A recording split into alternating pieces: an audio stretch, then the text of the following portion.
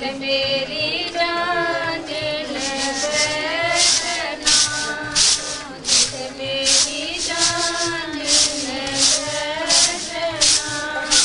बाबल भी बैठा सोरा भी बैठा, बाबल भी बैठा सोरा भी बैठा, खेलन लगे छुए बाजियां, खेलन लगे छुए बाजियां, तेरी जान में बैठना, चाचा भी बैठा चाचा सोरा भी बैठा।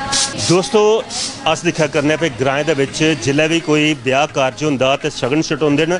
अज्ज ग्रां दी नारा भई है ये देखो छज लइयै शगन छटा करदियां न। इंदे कन्नै भी गलकत करने केह् नां जी तुहाड़ा? दर्शना देवी। दर्शना जी जिल्लै ब्याह कोला पैह्ले खास करियै एह् जेह्ड़े शगन छटे जंदे न एह् केह् त्यारी हुंदी, केह् पकवान बनाना हुंदा जां केह् करना हुंदा जेह्ड़ा शगन छटदे न? ये शुभ कम्म हुंदा। शुभ कम्म हुंदा। फिर इस दाने गी केह् करदे, पींदे हो जां केह् करदे? आहो नहीं पींदे, पैह्ले धोंदे फिर पींदे, फिर दाती दे नां दे जनानियां सद्दियां फिर पीसदे ने चक्की ते फिर रक्खी ओड़दे। फिर जेल्लै शादी हुंदी जिस दिन उस दिन फिर पंत विधि विधान कन्नै करांदा जी इंदे पकवान दा। फिर एक होर पता लग्गेआ कि तुस इत्थूं दे पंच भी आओ।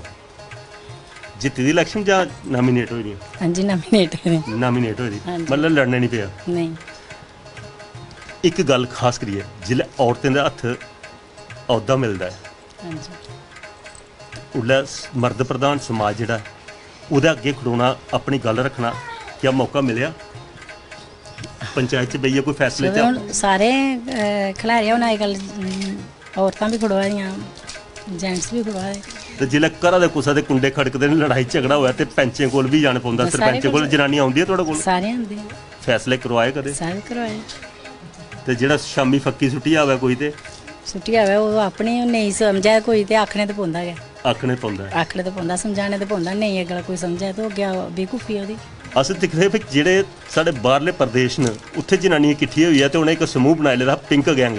पर जे कोई म्हल्ले च पी आवे ते ओह् सारी जनानियां किट्ठी होई ते उसी कुੱਟ चाढ़दियां ते अपना छुड़कना दूर होया।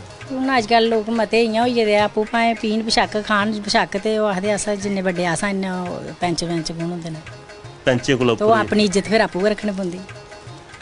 एक चीज़ होर है, अज्ज जि'यां अस दिक्खा ने समाज च तब्दीली है। पहले औरतें गी पढ़ने च भी दूर रखेआ जंदा दूर हा। आखदे केह् करना पढ़ियै इन्नै, साढ़े जागतें नौकरियां करनियां, कुड़ियें घर कम्म करना, चौका केह् करनियां गै- पढ़ाइयै, चौका गै सांभना। सौंका गै सौंका। पर एक चीज़ कमी नहीं लभदी अजकल जिसलै कुड़ियें गी थोड़ा बहुत सिक्खना भी चाहिए ओह्का कम्म। जि'यां कोई दा पढ़ी लिखी दियां न पर जे खसमा दा कोई कमीचा दा बटन टुट्टिया तो ओह् भी लाना नहीं औंदा। नहीं वो तो सब कुछ होना चाहिए, हर एक चीज़, हर एक गुण हर एक होना चाहिए कोल, गुण होना चाहिए। एक हर एक नौजवान पीढ़ी भी बैठी दी, पुच्छी लैने केह् नां जी थुआढ़ा?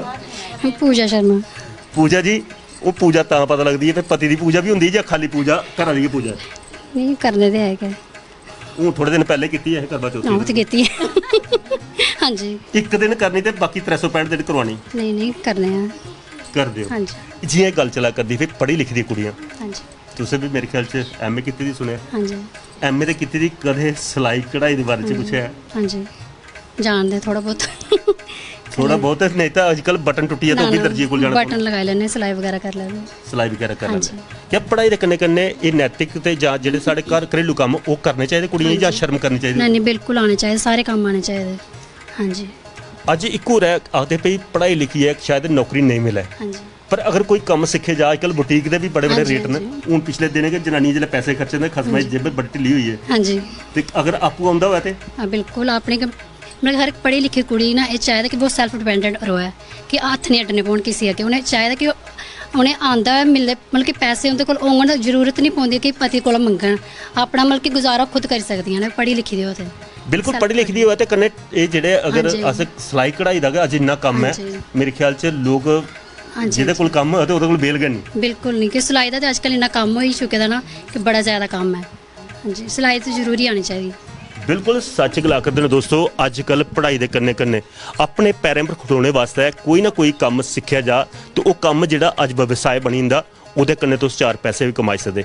एह् दोस्तों संस्कृति सांझा होआ करदी है ते हून कोई चुल्हे पर किश पक्का करदा, हून उद्धर भी लेई चलने ओह्का स्वाद भी तुहाडे तक्कर पजाने दा प्रयास करने।